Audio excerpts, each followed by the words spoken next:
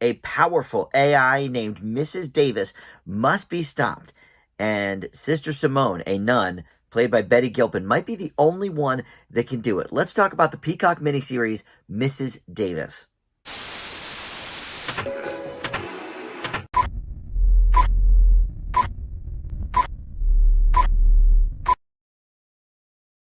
Hey guys, Dan here. This is Dan Reviews It. Welcome to my TV review for Mrs. Davis. This is streaming now on Peacock. It is a very original miniseries co-created by Damon Lindelof, who is one of the minds behind Lost, one of the great shows of the last 20 years or so.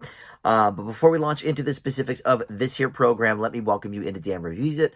Thank you for finding this video. We've got a ton of great movie and TV reviews for you to check out, and I try to post something new just about every day, so always something to look at here on the channel. Please consider subscribing, or even hit that notification bell too. That helps, of course, get you alerted to when I drop new videos. And if you like this video, hit that thumbs up button, and that helps the channel out as well. All right, so let's talk about Mrs. Davis. Betty Gilpin came into my knowledge with the TV series Glow, which will forever be, upsetting that Netflix canceled it after renewing it for, I guess, a third season or final season or whatever they were going to do. And then COVID came and they said, nah, we're good. We're not going to do this anymore. Nobody's going to care once COVID is over. I still disagree with that statement, but Gilpin has proven since then to really be someone interesting to watch. She was in this really cool movie called The Hunt that came out right around COVID time, I suppose.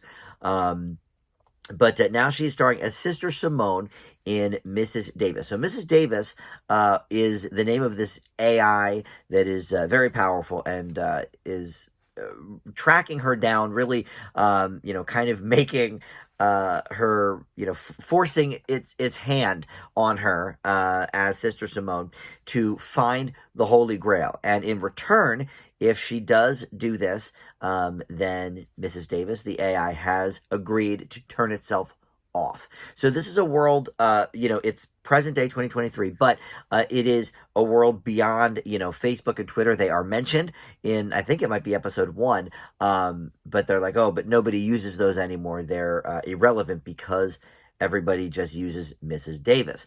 So this is, the AI of the moment in this show, and this is an interesting one because it's a lot of different genres at once. It's certainly sci-fi, but there's a thriller aspect to it, maybe a mystery component, and certainly they are trying to throw in some comedy as well. I would argue they're maybe doing too many things.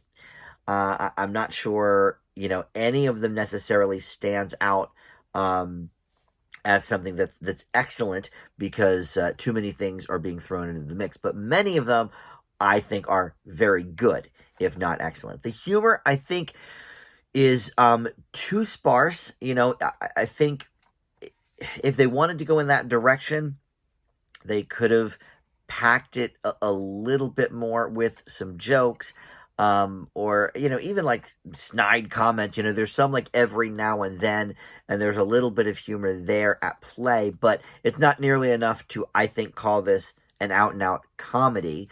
But it certainly is trying in those moments. Like the jokes that are being made are really quite jokey and not necessarily like slice of life kind of, oh, okay, that's a clever observation kind of thing. So clearly they're going for a little bit of a joke aspect. I'm not sure if that part worked for me, but look, Betty Gilpin is once again, giving us a great performance here. And she's got to have different layers for this character, too, because just in the first couple of episodes, we see her go through a bunch of different, sort of changes and stuff. And she's always, in her habit, her nun habit, but sort of different facets of her personality, and she plays them off very well, depending on who she's speaking with, and if she's speaking with the AI, or if she's, dealing with her ex, Wiley, who is a part of this as well, and he's played by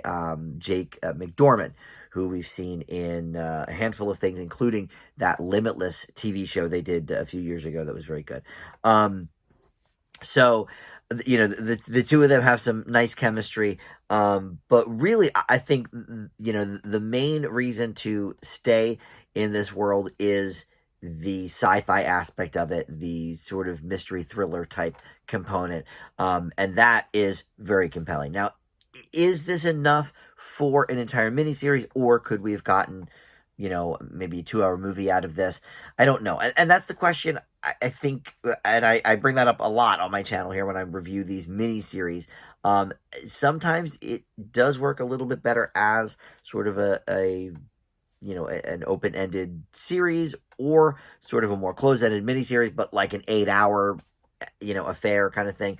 Or sometimes I think maybe it would be better served as a 2 hour movie. This one, I'm sort of in between on, because I do think maybe it could have been served better that way. But there's so much going on.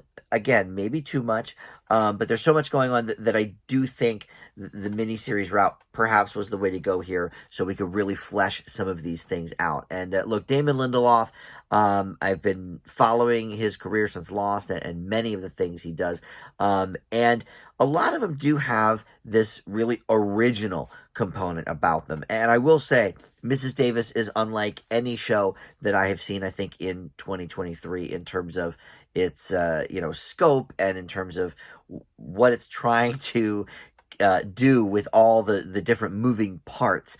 I'm not positive all of them work, like I've sort of mentioned, but I think it's very interesting what they're doing, and I really like the whole conceit of it. AI, obviously, being a huge sort of talking point right now for a lot of movies and TV shows like this. The latest Mission Impossible had something similar going on there. A big bad, superhuman, kind of artificial intelligence thing. So, it is certainly of the moment. But overall, this is a pretty solid entry here. And Gilpin, again, giving a very good performance. Is it doing too much? I'm not sure. But I will leave Mrs. Davis with a B. Pretty quality stuff on Peacock, and you can stream all the episodes right now. All right, thank you so much for watching, and we'll see you next time on Dan Reviews It. Bye.